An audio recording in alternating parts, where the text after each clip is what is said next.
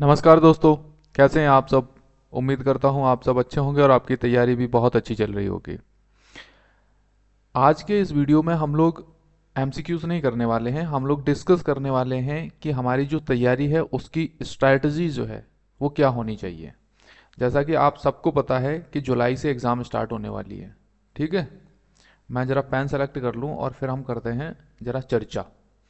चर्चा ये है कि जुलाई से तो एग्ज़ाम स्टार्ट होने वाली है आपकी assistant professor, MPPSC assistant professor की, पीएससी। ठीक है, ये एग्ज़ाम आपकी जुलाई में स्टार्ट होने वाली है, एमपीपीएससी असिस्टेंट प्रोफेसर की। आज डेट कितनी है हमारे पास। आज की अगर मैं तारीख की बात करूं तो आई थिंक आज 16 अप्रैल है। ठीक है, तो हमारे पास 14 दिन तो अप्रैल में है, 31 दिन मई के हैं और 30 दिन जून के हैं। अगर हम इतना टाइम मान करके चलें तो हमारे पास एग्जैक्टली 75 डेज हैं कल से। ये जो भी वीडियो मैं शूट कर रहा हूँ ना, अभी टाइम हो रहा है शाम के 8:54। ठीक है, तो कल से आपके पास 75 डेज रहने वाले हैं।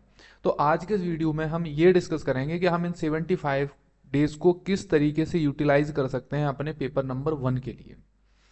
तो पेपर नंबर 1 को बेहतर बनाना है, और न सिर्फ बेहतर बनाना है बल्कि ज़्यादा से ज़्यादा मार्क्स उसमें गेन करने हैं।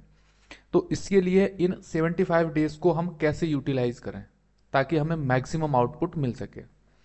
तो देखो, आपको पता होगा कि आपकी जो एमपी की यूनिट्स हैं वो हैं टोटल 5। यूनिट नंबर 1 जो है उसमें है आपकी हिस्ट्री। ठीक है, पहले तो जरा मैं आपको थोड़ा सा सिलेबस दिखा देता हूँ। यूनिट नंबर 2 जो है उसमें है आपका ज्योग्राफी। यूनिट नंबर 3 जो है आपकी, उसमें आपकी पॉलिटी प्लस इकोनॉमी। ठीक है, दोनों को मर्ज कर दिया गया है यूनिट नंबर 3 में।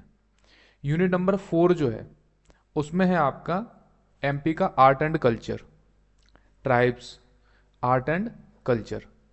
और यूनिट नंबर 5 जो है उसमें थोड़ी बहुत टेक्नोलॉजी, थोड़ा बहुत करंट अफेयर, ये सारी चीज़ें, सूचना एवं संचार प्रौद्योगिकी और अंतर्राष्ट्रीय, राष्ट्रीय और मध्य प्रदेश की महत्वपूर्ण समसामयिक घटनाएं। तो ये तो है बेसिक सा सिलेबस। आप यूनिट नंबर 5 को भूल जाओ अभी थोड़ी देर के लिए। ठीक है, ये है ही नहीं आपके पास। अब आप इधर आ जाइए, यूनिट नंबर 4 को देखिए आप ध्यान से। इसमें एक ये टॉपिक है, मध्य प्रदेश की जनजातियों का भौगोलिक विस्तार, जनजातियों से संबंधित संवैधानिक प्रावधान। दूसरा टॉपिक ये है, तीसरा टॉपिक ये है, चौथा टॉपिक ये है और पांचवा टॉपिक ये है। सिलेबस डिजाइन करते समय आयोग ने हर यूनिट में, every unit you have a 5 topics. आपने अगर ध्यान दिया होगा, हर यूनिट में आपके पास 5 इसी तरीके से टॉपिक है जैसे यहां पे है। ठीक है, अब 5 आपके यूनिट नंबर 4 में है।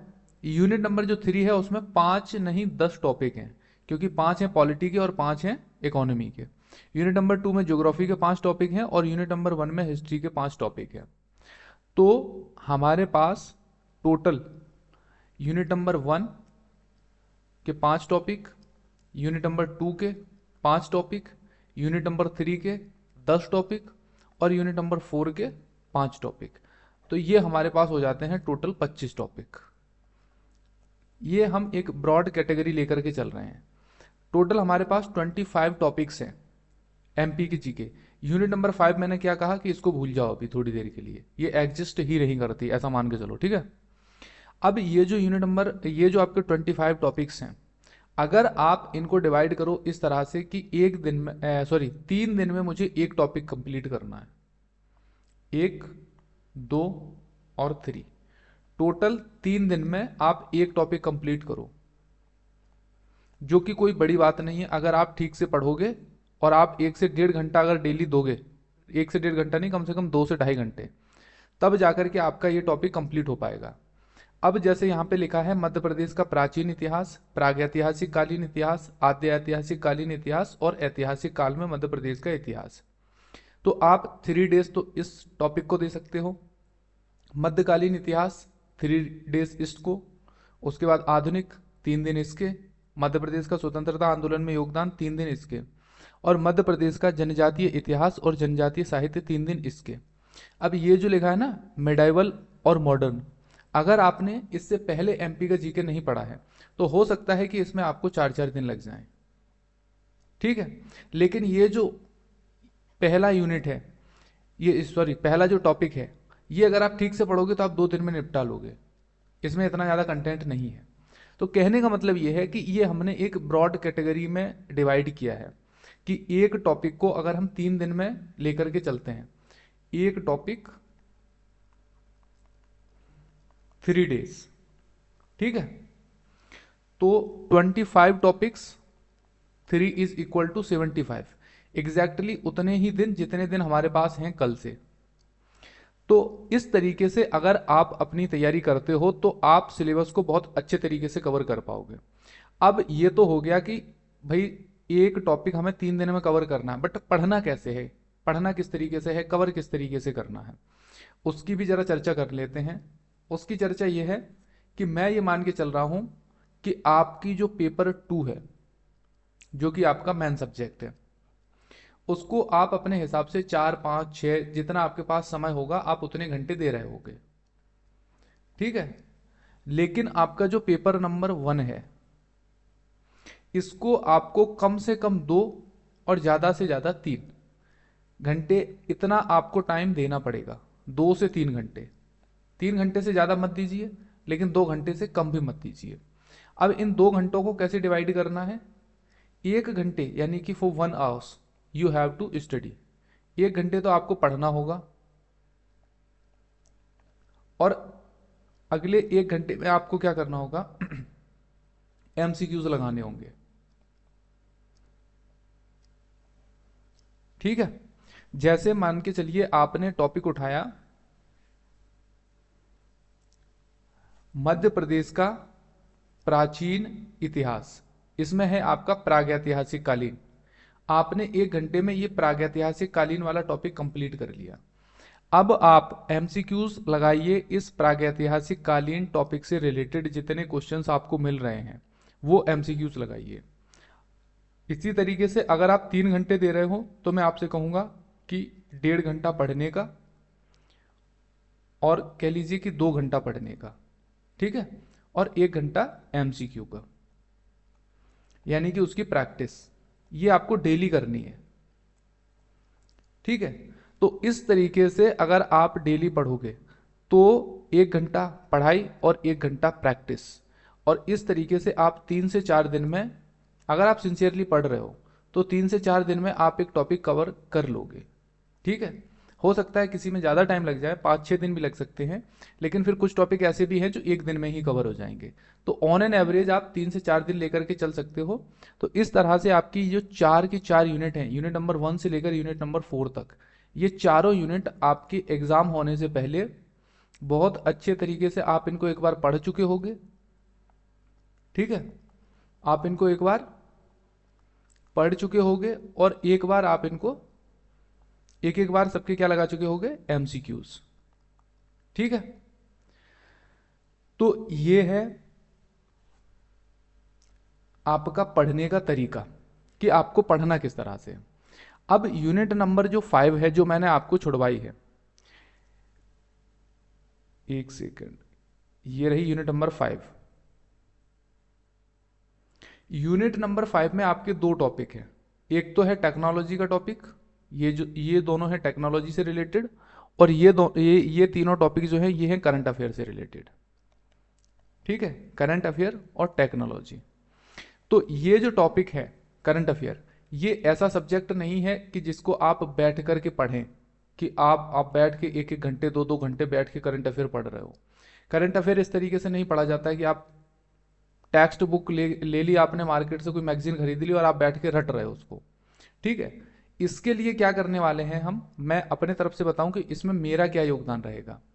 इसमें मेरा योगदान आपके साथ ये रहेगा कि every Saturday and Sunday, every Saturday plus Sunday आपको मैं करंट अफेयर की क्लास प्रोवाइड करवाऊंगा, जिसमें आपका international current affair, national current affair और स्टेट लेवल का करंट अफेयर तीनों कवर होंगे, ठीक है। तो एवरी सैटरडे एंड संडे, यानी कि आप मान सकते हो कि एक मंथ में कितनी क्लासेस होंगी हमारी, 8 क्लासेस होंगी। ठीक है, क्योंकि every week 2 classes, in 4 week we will complete 8 classes. तो एक महीने में 8 क्लासेस, 2.5 महीने में हमारी हो जाएंगी 8 8 16 4 20 क्लासेस। और 20 क्लासेस मैं आपसे गारंटी के साथ बोल सकता हूं कि करंट अफेयर के लिए मोर देन सफिशिएंट है। और इसमें करंट अफेयर के साथ साथ ये जो टेक्नोलॉजी वाला पोर्शन है, ये जो बाकी के ये जो 2 टॉपिक बचते हैं, इनको भी मैं इन्हीं 20 क्लासेस में कवर करवा दूंगा आपको। आप ये मान के चलिए कि ये जो 20 क्लासेस रहेंगी, इसमें से 15 क्लासेस जो हैं वो 15 क्लासेस रहेंगी आपकी करंट अफेयर की, जिसमें से 5 क्लासेस आप मान लीजिए इंटरनेशनल लेवल के करंट अफेयर की, 5 क्लासेस नेशनल लेवल के करंट अफेयर की, और 5 क्लासेस हो जाएंगी आपकी स्टेट लेवल करंट अफेयर की। ठीक है, इस तरीके से 15 क्लासेस में आपका करंट अफेयर हो जाएगा पूरा कंप्लीट। और बची हुई जो 5 क्लासेस हैं, उन 5 क्लासेस में मैं क्या करूंगा, उन बची हुई 5 क्लासेस में मैं आपको टेक्नोलॉजी वाला पोर्शन कंप्लीट करवा दूंगा। ठीक है, तो इस तरह से आपकी यूनिट नंबर 5 जो है ये तो मैं आपको कंप्लीट करवा दूंगा। तो यूनिट नंबर 5 की रिस्पॉन्सिबिलिटी तो मेरी है पूरी, कि अगले 2.5 महीने में आपको पूरी की पूरी यूनिट नंबर 1 मैं कंप्लीट करवाऊंगा। लेकिन बाकी की जो यूनिट बचती हैं, यूनिट नंबर 1 से लेकर यूनिट नंबर 4 तक, वो कैसे कंप्लीट करना है। तो यूनिट नंबर 1 से लेकर यूनिट नंबर 4 तक, ये जो हमारे पास ओवरऑल 4 यूनिट हैं, जिसमें हमारे पास कितने टॉपिक हैं, 25। ठीक है, इसको पढ़ने का तरीका मैंने आपको बता दिया है कि पहले थ्योरी पढ़नी है, उसके बाद एमसीक्यूज लगाने हैं। बस यही तरीका है, इसके अलावा और कोई जादू की छड़ी किसी के पास नहीं है। यही तरीका है, इसी तरीके से सारी एग्जाम्स निकलती हैं, चाहे कोई एग्जाम हो, एमपीपीएससी सिविल सर्विसेज की एग्जाम हो, चाहे असिस्टेंट प्रोफेसर की हो, चाहे यूपीएससी की हो, रेलवे, एसएससी, जीडी, बैंकिंग, जो भी एग्जाम हो। सिंपल तरीका है, थ्योरी पढ़ो, एमसीक्यूज लगाओ। जो एमसीक्यूज गलत हो रहे हैं वो देखो कि गलत क्यों हो रहे हैं। क्या वो चीज़ आपने थ्योरी में पढ़ी थी? अगर पढ़ी थी तो आपका गलत क्यों हुआ? क्योंकि आपने रिवीजन नहीं किया था। तो रिवीजन पे फोकस करो। लेकिन दूसरा कारण हो सकता है गलत होने का कि थ्योरी में वो चीज़ आपने पढ़ी ही ना हो, है ना। तो क्या करना है, उस चीज़ को पढ़ना है और अपनी थ्योरी में उसको ऐड कर लेना है। अगर आपने वो थ्योरी में पढ़ा नहीं है तो उसको पढ़ना है आपको, ऑनलाइन पढ़ लीजिए, इंटरनेट से पढ़ लीजिए, या आप अपने जो डाउट क्लासेस हैं उसमें पूछ लीजिए टीचर से। तो वहाँ से क्या हो जाएगा कि आपका थ्योरी वाला पोर्शन जो आपने पढ़ा नहीं है वो भी कवर हो जाएगा, और उसको आप ऐड कर लीजिए अपने थ्योरी के नोट्स में। आपकी जो बुक नोट्स, आपके पास जो भी रिसोर्सेज हैं उसमें ऐड कर लीजिए। तो और फिर उसको आगे के लिए रिवाइज कर लीजिए। यही तरीका होता है पढ़ने का और तैयारी करने का। अब ये जो यूनिट 4 है, इसमें मैं आपको बता देता हूँ कि मेहरा क्लासेस की तरफ से आपको क्या फैसिलिटीज़ प्रोवाइड करवाई जा रही है। अगर आप लास्ट 75 डेज के लिए मेहरा क्लासेस का बैच ज्वाइन करते हो, ठीक है, तो इसमें क्या है मैं आपको बता देता हूं जो जो आपको फैसिलिटीज मिलने वाली है। सबसे पहले तो आपको थ्योरी वाला जो पोर्शन है उसकी आपको कंप्लीट रिकॉर्डेड वीडियो मिल जाएंगी एप्लीकेशन पर। कंप्लीट रिकॉर्डेड वीडियो एप्लीकेशन पर आपको मिल जाएंगे। उसके बाद आपका जो एमसीक्यू वाला पोर्शन है उसकी भी वीडियोस रिकॉर्डेड फॉर्म में आपको कहां पे मिलेंगी, एप्लीकेशन पर। लेकिन वो सारी की सारी वीडियोस अभी कंप्लीट नहीं है, क्योंकि वो जो एमसीक्यू की वीडियो हैं वो मैं ही रिकॉर्ड कर रहा हूं, मैं ही आपको एमसीक्यूज करवा रहा हूं। तो मैं डेली एक टॉपिक उठाता हूं, उससे रिलेटेड एमसीक्यूज करवाता हूं और मैं डेली उसको अपलोड करता हूं। तो अभी जो हम है ना यूनिट नंबर 2 को कवर कर रहे हैं, और यूनिट नंबर 2 से रिलेटेड करीब 8 से 10 टॉपिक हमने कवर कर लिए हैं, और उनकी वीडियोस आपको एप्लीकेशन पर मिल जाएंगी। तो एमसीक्यूज जो है उसकी रिकॉर्डेड वीडियो अभी कंप्लीट नहीं हुई है, तो आपको अभी सारी वीडियो तो नहीं मिल पाएंगी, क्योंकि मैं डेली आपको एमसीक्यूज करवा रहा हूँ, डेली अपलोड करवा रहा हूँ। ठीक है, तो लेकिन हाँ ये है कि आने वाले 2 से 2.5 महीने में हम सारे टॉपिक्स को अच्छे से कवर कर लेंगे एमसीक्यूज के थ्रू। ठीक है, तीसरी फैसिलिटी ये है कि आपको एवरी संडे आपका रहेगा डाउट सॉल्विंग सेशन। जो कि लाइव रहने वाला है। इस लाइव डाउट सॉल्विंग सेशन में क्या करोगे, आपके जितने भी डाउट हैं तैयारी से संबंधित, सिलेबस से संबंधित, स्ट्रेस हो रहा है, सोशल मीडिया का डिस्ट्रैक्शन हो रहा है, मन नहीं लग रहा है, रिवीजन नहीं हो रहा है, जो भी आपके डाउट हैं तैयारी से संबंधित, सारे डाउट आप बेबाक तरीके से पूछ सकते हैं और आपको सारे के सारे डाउट का सॉल्यूशन प्रोवाइड करवाया जाएगा। और ये जो लाइव सेशन है ये मैं ही लूँगा, ठीक है। उसके बाद आप ये कह सकते हो कि सर ऐसा थोड़ी है, हम पढ़ाई कर रहे हैं और पढ़ाई करते वक्त हमने कोई टॉपिक पढ़ा, कोई एमसीक्यू लगाया, उस वक्त हमें कोई डाउट आ गया, तो अब क्या उसके लिए हमें संडे तक का इंतजार करना पड़ेगा? मान के चलो आप मंडे या ट्यूसडे को पढ़ रहे हो और आपको कोई डाउट आ गया, तो उसके लिए आपको संडे तक का वेट करना पड़ेगा क्या?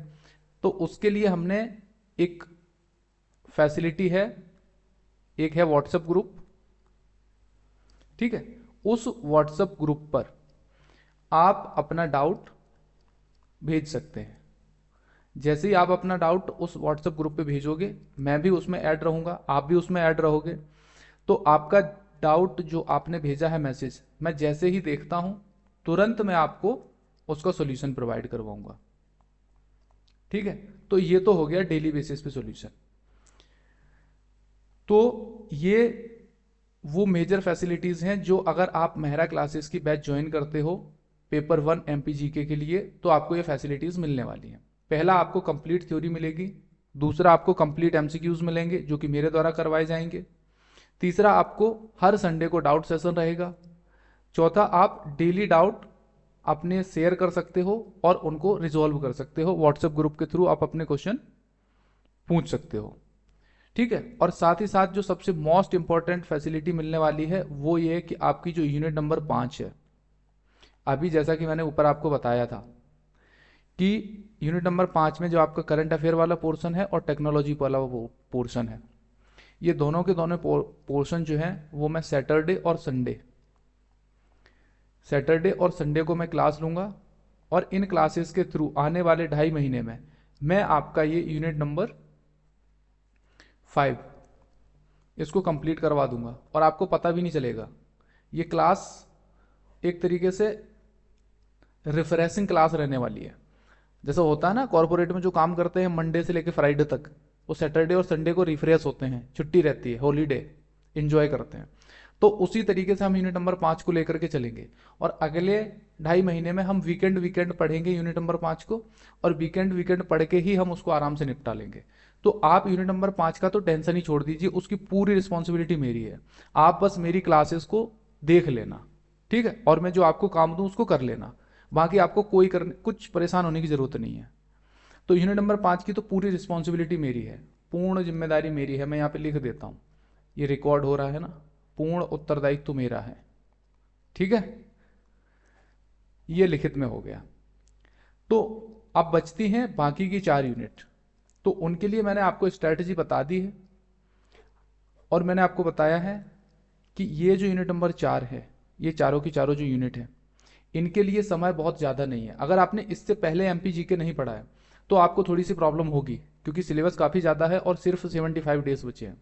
तो मेरा आपसे कहना है कि अगर पहले पढ़ा है तो अच्छी बात है, नहीं पढ़ा है तो भी कोई बात नहीं है, अभी भी 75 डेज हैं, है ना। जैसे 2005 में उपभोक्ता मंत्रालय ने एक नारा लॉन्च किया था, जागो ग्राहक जागो, वैसा ही मैं नारा दे रहा हूँ कि जागो एस्पिरेंट्स जागो। तो अभी एमपी के लिए जो 75 डेज हमारे पास बचे हैं, इन 75 डेज में अगर हम अच्छे से तैयारी करेंगे, बेहतर रणनीति के साथ आगे बढ़ेंगे, तो हमारी डेफिनेटली तैयारी अच्छी हो जाएगी। और एक चीज मैं बोलना चाहता हूं, खासकर जो एमपी के एस्पिरेंट्स हैं, कि ये जो पेपर नंबर 4 है, सॉरी पेपर नंबर 1 है, ये एमपी के एस्पिरेंट्स के लिए बहुत बहुत बहुत इंपॉर्टेंट है, ठीक है। क्यों बहुत इंपॉर्टेंट है? क्योंकि आपको पता है कि असिस्टेंट प्रोफेसर की जो जॉब है बहुत ही डिसेंट जॉब है। जब भी कहीं वैकेंसी निकलती है, अदर स्टेट के एस्पिरेंट्स उसमें खूब अप्लाई करते हैं। और आपको यह भी पता है कि बिहार, यूपी, राजस्थान, छत्तीसगढ़, ये वो कुछ स्टेट हैं जहां के एस्पिरेंट्स यहां पे अप्लाई करने वाले हैं। जब अदर स्टेट का कोई भी एस्पिरेंट दूसरी स्टेट में अप्लाई करता है तो हमेशा याद रखना, वो हमेशा फोकस करता है पेपर नंबर 2 पर, जो मेन सब्जेक्ट होता है, क्योंकि अगर आप एमपी से बिलोंग करते हैं और आप बिहार का जीके पढ़ने जाएंगे, आपको बहुत प्रॉब्लम होगी, क्योंकि ना आपको बिहार के जिले पता है, ना संभाग पता है, कोई भी जानकारी नहीं है आपको। इसी तरीके से जब बिहार और यूपी का और राजस्थान का कोई एस्पिरेंट एमपी जीके पढ़ता है तो उसको भी बहुत प्रॉब्लम होती है। इसलिए अदर स्टेट के जो एस्पिरेंट्स रहते हैं वो क्या फोकस करते हैं कि हम पेपर नंबर 2 को बहुत अच्छा कर लेते हैं और इसमें बहुत अच्छे नंबर लेके आ जाएंगे, और पेपर नंबर 1 को सिर्फ क्वालिफाई कर लेते हैं। लेकिन एमपी के एस्पिरेंट्स के लिए, जो एमपी में रहने वाले एस्पिरेंट्स हैं, उनके लिए ये एक तरीके का एडवांटेज है कि आप पेपर नंबर 1 को भी बहुत अच्छा कर सकते हो। और आप सबको पता है कि इस बार से क्या स्टार्ट हुई है, नेगेटिव मार्किंग। ठीक है, तो तुक्केबाजी तो चलने वाली नहीं है, ये तो समझ आ ही गया होगा आपको। तो अगर तुक्केबाजी नहीं चलनी है तो आपको अच्छे से पढ़ना होगा और अच्छे से रिवाइज करना होगा। और 200 नंबर का वेटेज होता है पेपर नंबर 1 का।